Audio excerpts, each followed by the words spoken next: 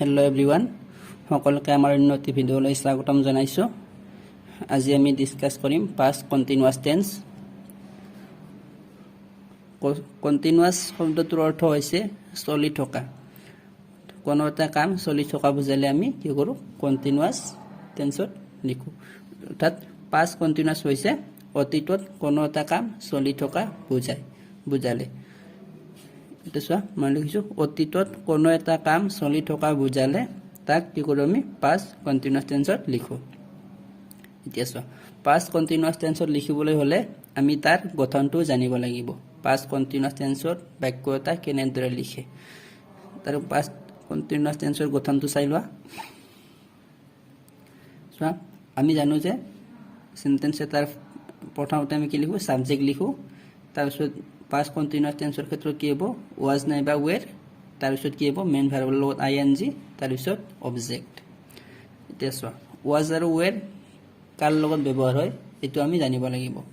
চোৱা I লগত সদায় was ব্যৱহাৰ হ'ব, এটো মনত ৰাখিবা। যেনে I was reading, চোৱা I at subject, was be verb, reading main ভাৰ্বৰ লগত ing।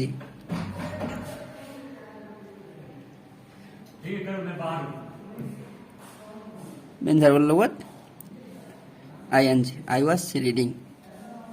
so he was he লগত he হ'ব was হ'ব, he was sleeping, he subject was not be verb, তাৰপিছত মেইন ভাৰ্বৰ লগত ing sleepৰ লগত ing he was sleeping। এটো চোৱা সিঙ্গুলাৰ নাম্বাৰৰ লগত সদায় was ব্যৱহাৰ হয়। যিকোনো সিঙ্গুলাৰ নাম্বাৰ যেনে he she ram it যেনেকুৱা নামৰ লগত সদায় কি হ'ব was ব্যৱহাৰ হ'ব। যিকোনো সিঙ্গুলাৰ লগত সদায় was ব্যৱহাৰ হ'ব। আৰু কি হয় প্লুৰেল লগত কি হ'ব তাত যিবিলাক বহুবচন তাৰ লগত সদায় were ব্যৱহাৰ হয়। যেনে they were playing, they হৈছে বহুবচন, their লগত কি হ'ব সদায় they were playing। যেনে the boys were playing, the boys বহুবচন গতিকে the boys লগত কি হ'ব were ব্যৱহাৰ হ'ব, the boys were playing। আৰু এটো মনত ৰাখিবা your লগত সদায় were ব্যৱহাৰ হয়। past tenseৰ ক্ষেত্ৰত your লগত were ব্যৱহাৰ হ'ব। যেনে you were eating তুমি খাই আছিলা। এতিয়া চোৱা past continuous tenseৰ বাক্য এটা আমি কেতিয়া ব্যৱহাৰ কৰো।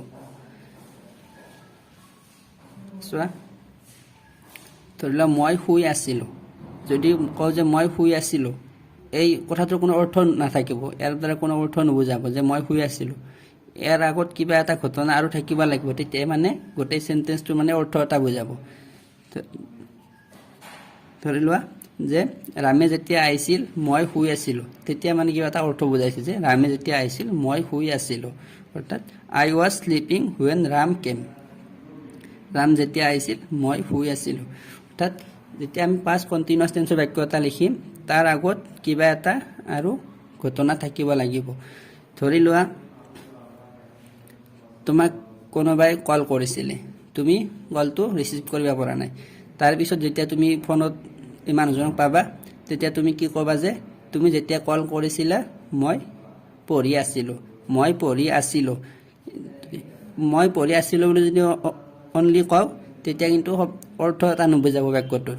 যেতিয়া ক'বা যে তুমি যেতিয়া কল কৰিছিলা মই পঢ়ি আছিলো, তেতিয়া মানে সম্পূৰ্ণ এটা অৰ্থ বুজাব।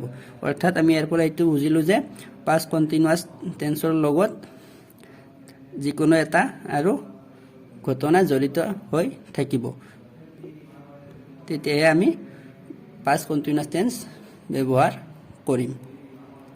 যেনে মই খেলি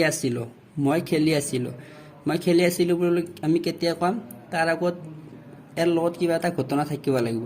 হয়তো তোমাক কোনোবাই সুধিব যে তুমি কি কৰি আছিলা, তেতিয়া তুমি এনসাৰ দিবা যে মই খেলি আছিলো।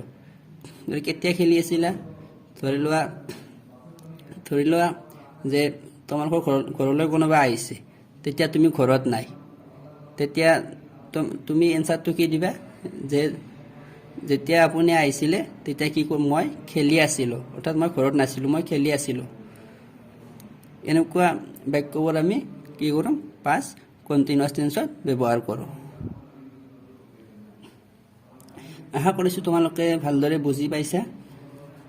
এইখিনি ইয়াৰ পিছত আমি ইয়াৰ কিছুমান কাৰেক্টেন্স কৰিম তেতিয়া আমি আৰু ইয়াৰ ব্যৱহাৰবোৰ ভালদৰে বুজি পাম কেতিয়া আমি ইয়াক ব্যৱহাৰ কৰিম তেতিয়া ভালদৰে আকৌ বুজি পাম আমি তোমালোকে নেক্সট ভিডিঅ'বোৰ চাই থাকিবা নেক্সট ভিডিঅ'ত আমি ইয়াৰ কাৰেক্টেন্সবোৰ কৰিম যদি এইখিনি বুজি পাইছা তোমালোকৰ ফ্ৰেণ্ডবোৰক শ্বেয়াৰ কৰিবা যদি বুজি পোৱা নাই কমেন্ট কৰি জনাবা আৰু ভালদৰে বুজাৰ কাৰণে চেষ্টা কৰিম আজিলৈ এইখিনি আছিল ভিডিঅ'টো থ্যাংক ইউ সো মাচ